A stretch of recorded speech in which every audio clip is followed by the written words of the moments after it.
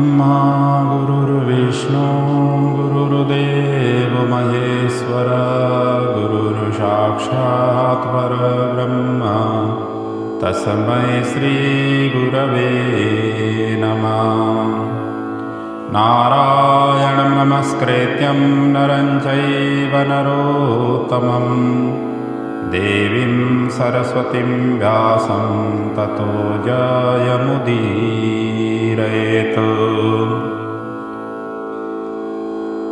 आइए आज प्रभु की सर्वव्यापकता के विषय में थोड़ी सी चिंतन और मनन करें। श्री वेद व्यास जी श्रीमद्भागवत महापुराण के द्वितीय स्कंद में कहते हैं, अहमेवाशमेवाग्रे नान्यद् यत् सदशत् परं पश्चादहं यदेतच्च यो वशिष्येत सोऽस्म्यहम्। अर्थात भगवान कहते हैं कि सृष्टि के पूर्व भी मैं ही था, मुझसे ही भिन्न कुछ भी नहीं था, और सृष्टि के उत्पन्न होने के बाद भी जो कुछ भी यह दृश्य वर्ग है वो भी मैं ही हूँ। जो सत असत और उससे परे है वो सब में मैं ही हूँ, तथा सृष्टि के बाद में भी मैं ही हूँ, एवं इन सब का नाश हो जाने पर भी जो कुछ भी बाकी रहता है वो भी मैं ही हूँ। इस भाव से प्रभु की सर्वव्यापकता की पुष्टि यहाँ पर वेद व्यासी वर्णन कर रहे हैं। है भी ऐसा ही, सारा संसार जो प्रकृति मंडल है, जो चराचर है, ये सभी के सभी प्रभु का ही बनाया हुआ है, और प्रभु ही उसमें निवास करते हैं, और जितने भी चराचर हैं प्रभु के ही विग्रह है। इसलिए गीता में कहा गया है, वासुदेवः सर्वम् बहुनाम जन्मनाम अन्ते ज्ञानवान मां प्रपद्यते वासुदेव सर्वमिति स महात्मा सुदुर्लभः। गीता के 7वें अध्याय में भगवान अर्जुन से कह रहे हैं कि बहुत जन्मों के अंत में, अर्थात मनुष्य जन्म में सब कुछ वासुदेव ही, ऐसा जो ज्ञानवान मेरे शरणागत हो जाता है वो महात्मा अत्यंत दुर्लभ है। अर्थात भगवान की शरणागति प्राप्ति करना ही मनुष्य जीवन का सर्वोपरि सार है। भगवान के अतिरिक्त इस दुनिया में दूसरा कोई स्मरण योग्य नहीं है, संचित करने योग्य नहीं है, क्योंकि भगवत सत्ता ही सत्ता है। भगवत इतर जितने भी है वो असत सत्ता है। जो असत सत्ता में लगे हुए हैं, असत सत्य सत्ता के पीछे जितने भी भागा दौड़ी करते हैं, अंत में असत तत्व ही हमें प्राप्ति हो जाती है। एक संत के पास एक थोड़ी सी बुजुर्ग व्यक्ति पहुंच गए, और वार्तालाप हुई। अंततो गत्वा बुजुर्ग व्यक्ति ने संत से प्रार्थना की कि मेरा एकलौता पुत्र है, उसने पढ़ाई अभी अपने अच्छी डिग्री से पढ़ाई हासिल कर चुका है। अब मैं चाहता हूँ कि उसका सुयोग्य क्षेत्र में उसको नौकरी मिले, सुयोग्य धर्मपत्नी मिले, उसके गृहस्थी जीवन सुमधुर रूप से आगे बढ़े। और अपने तो अब उत्तरावस्था हो गई है, अब इतना चिंतन नहीं है, चिंता करने की बात नहीं है। तो जो कुछ भी हम कर सके बच्चों को पढ़ाया लिखाया, इतना सुयोग्य बनाया। अब ये एकमात्र यही हमारी ख्वाहिश है, ऐसा कृपा करें। संत तो भोले भाले ही होते हैं, जो जिस रूप से संत के चरण शरण में पड़ जाते हैं, उनको उसी प्रकार की आशीर्वाद मिल जाती है। समय आने पर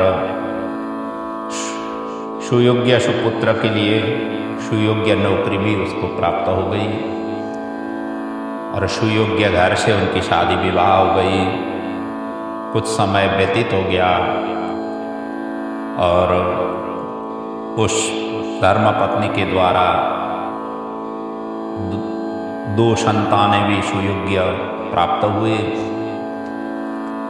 और कुछ समय के पश्चात वो बेटा उसी संत के शरण में गए उनसे मिलने के लिए, और उन्होंने अंततो गत्वा वार्तालाप हो गई तो उन्होंने भी यही कहा कि मेरे तो जीवन ये न के न प्रकारेण चल रही है और मैं चाहता हूँ कि मेरे संतान अच्छी शिक्षा वो हासिल कर सके, सत्मार्ग में वो चल सके, सुयोग्य बन सके, यही मेरी इच्छाएं हैं। जब उन्होंने इस प्रकार से कहा तो संत ने कहा कि कोई बात नहीं, और वहां पर चाहते तो यदि संत सत्य बात कह सकते थे, क्योंकि हर कोई व्यक्ति यही चाहता है कि अपना तो जीवन पूरा हुआ है, अपने संतति के लिए जीवन न्यौछावर करना है, जो कुछ भी अपना परिश्रम है उनके ऊपर छोड़ना है। हर व्यक्ति इसी चक्कर में उधार जीवन जीता है। उधार जीवन का अर्थ होता है कि हम अपने लिए नहीं जी रहे हैं, दूसरे के लिए जी रहे हैं। और उसके भी जो संतान है, वो बेटे के भी संतान जो है, वो भी कल जा करके वही कहेंगे, क्योंकि ये सृष्टि की यही प्रक्रिया रहेगी।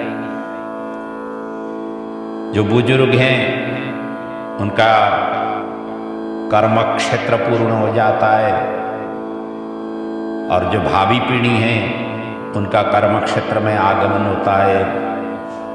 इसी प्रकार चलती रहती है। ये तो संसार का प्रक्रिया है, बहाव है। इसी बहाव के द्वारा हर कोई व्यक्ति बहता हुआ आगे बढ़ता है, क्योंकि ये जीवन सभी के लिए परिवर्तनशील है। आज जो है कल वो नहीं रहता है। और इस भावना से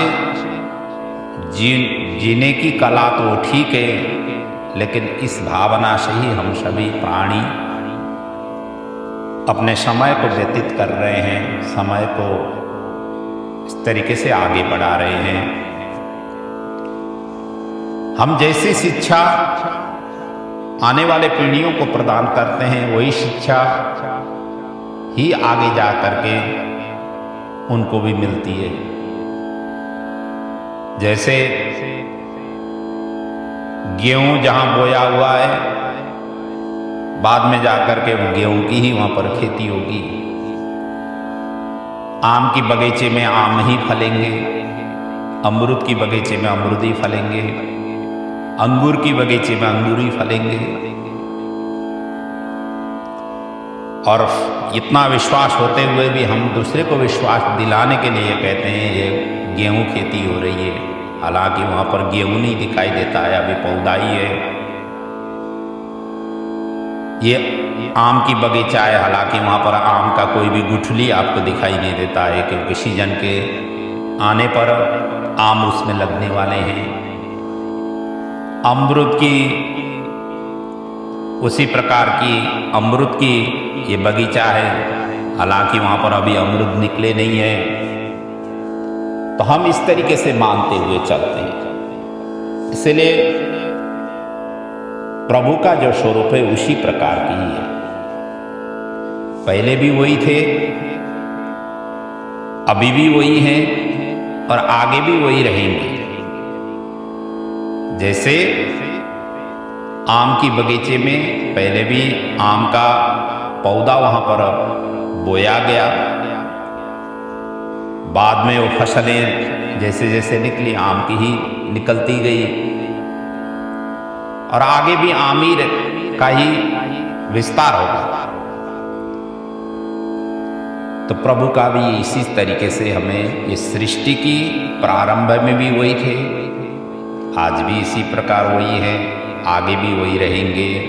इसीलिए कहा गया है वासुदेवः सर्वम, भगवत सत्ता ही सर्वव्यापक रूप से विराजमान है। बीजम माम सर्वभूतानाम विद्धिम पार्थ सनातनम, मैं सभी बीजों का, जितने भी प्राणी हैं चराचर है, उन सभी का बीज स्वरूप मैं ही हूं। और मूल प्रकृति ही माता है, बीज स्थापन करने वाले पिता मैं ही हूं। क्योंकि संसार में जो 84 लाख योनि बताए गए हैं, 4 प्रकार की योनियों की ही विस्तार स्वरूप है। जरायुज, अंडज, उद्भिज और स्वेदज, ये 4 प्रकार के ही प्राणी इस चराचर जगत में जो हमारी इन नेत्रों के द्वारा दिखाई देती है, इनसे ही व्यापकता है। जरायुज उन प्राणी को कहा जाता है जो मनुष्य भी इसी के अंदर ही आ जाते हैं, जो जेर के साथ पैदा होने वाले, गाय हैं, भैंस हैं, भेड़ हैं, बकरी है, कुत्ता है। उसी प्रकार दूसरे हैं अंडज, जो अंडों से पैदा होने वाले, जैसे सांप है और अनेक प्रकार की पक्षी हैं, ये दूसरे कोटि के हैं। तीसरे हैं उद्भिज, जो पृथ्वी का भेदन करके ऊपर की तरफ निकलने वाले वृक्ष, लता और अनेक प्रकार की अनाज, ये सभी की सभी धरती को फाड़ करके उत्पन्न होते हैं। और चौथे कोटि में है स्वेदज, जो पसीने से या दुर्गंधि से जो पैदा होने वाले, जो अनेक प्रकार के जीव हैं जो दुर्गंधि से पैदा होते हैं। तो इन 4 स्थानों से ही 84 लाख योनियां पैदा होती है। इन योनियों में 2 तरह के जीव होते हैं, एक तो स्थावर और दूसरे जंगम। स्थावर उसको कहा जाता है जैसे वृक्ष है, लता है, ये सभी के सभी स्थावर कहे जाते हैं, जो एक ही स्थान में ही स्थिर होकर के रहना। और दूसरा है जंगम, जो चलते फिरते, जिनके हाथ पैर के माध्यम से इतस्ततः जो जा सकते हैं, उनको कहा जाता है जंगम। और इन जीवों में भी कोई जल में रहने वाले हैं, कोई आकाश में रहने वाले हैं, कोई भूमि पर रहने वाले हैं। इसलिए तुलसीदास जी कहते हैं बालचरित्र में, रामचरितमानस में बालकांड के अंतर्गत, जलचर थलचर नभचर नाना, जी जड़ चेतन जीव जहाना। और यही जलचर है, कोई स्थलचर है, कोई नभचर है। यही इन 84 लाख योनियों के सिवाय देवता, पीतर, गंधर्व, भूत, प्रेत, पिशाच, ब्रह्म, राक्षस, बाल ग्रह आदि भी कई योनियां हैं। इन संपूर्ण योनियों के बीज भी प्रभु ही है, भगवान ही है। इसीलिए गीता में भगवान कहते हैं यच्चापि सर्वभूतानां बीजम तदमर्जुनः न तदस्ति विना यत्स्यान् मया भूतम चराचरम। हे अर्जुन, संपूर्ण प्राणियों का जो बीज है वह बीज भी मैं ही हूं, कारण कि मेरे बिना कोई भी चर अचर प्राणी नहीं है, अर्थात चर अचर सब कुछ मैं ही हूं। और वही प्रभु की ही अवयव बीज स्वरूप से छोटे बड़े, छोटे से छोटे और बड़े से बड़े अनेक प्रकार की सृष्टि होती रहती है। और एक बात और भी बता दूं, जो जन्म लेते ही चल सकें उनकी आयु कम होती है, और जन्म लेने के पश्चात जितना ज़्यादा समय उनको चलने फिरने में या उड़ने में लग जाता है, उतने उनकी आयु दीर्घ रहती है। ये प्रभु ने ही सारा संसार की व्यवस्था करने के लिए इन सभी का रचना किया हुआ है। और ज्ञानी लोग इस भावना से जैसे समझ लेते हैं कि सारा प्रभु का ही विग्रह है, और ऐसे व्यक्ति कभी भी विचलित नहीं होता है, किसी भी परिस्थिति से वो डगमगा नहीं जाता है। वो देखता है कि सारा का सारा प्रभु का ही बनाया हुआ है,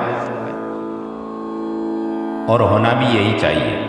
जो व्यक्ति ज़्यादा दुखित हो, दुख का कारण दूसरा कोई पद पदार्थ नहीं है, स्वयं दुख का कारण है।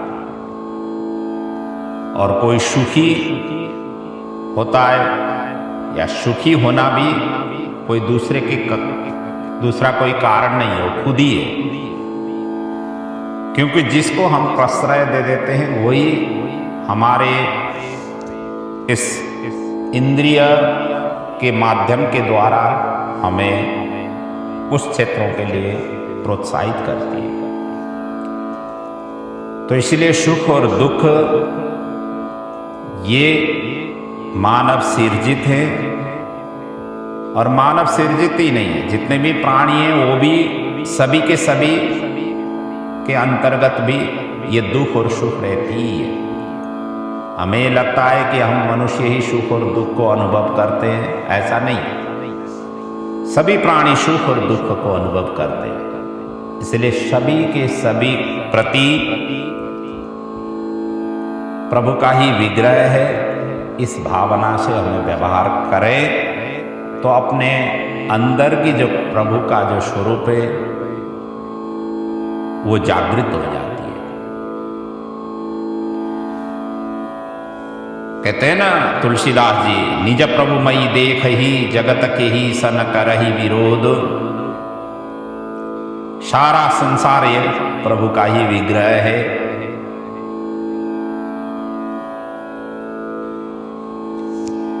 और परमात्मा का ही स्वरूप है। एक ही जल देखते हैं ना, कहीं वो बर्फ हो जाती है वही जल, कहीं कोहरा बन जाता है, कहीं बादल, कहीं ओला, कहीं वर्षा, कहीं नदी, कहीं तालाब, कहीं समुद्र आदि अनेक रूपों में वही जल भिन्न भिन्न क्षेत्रों में भिन्न भिन्न संसर्ग के द्वारा भिन्न भिन्न स्वरूप में परिणत हो जाता है। इसी प्रकार प्रभु के भी ये चराचर में भिन्न भिन्न स्वरूप में प्रकट हुए हैं।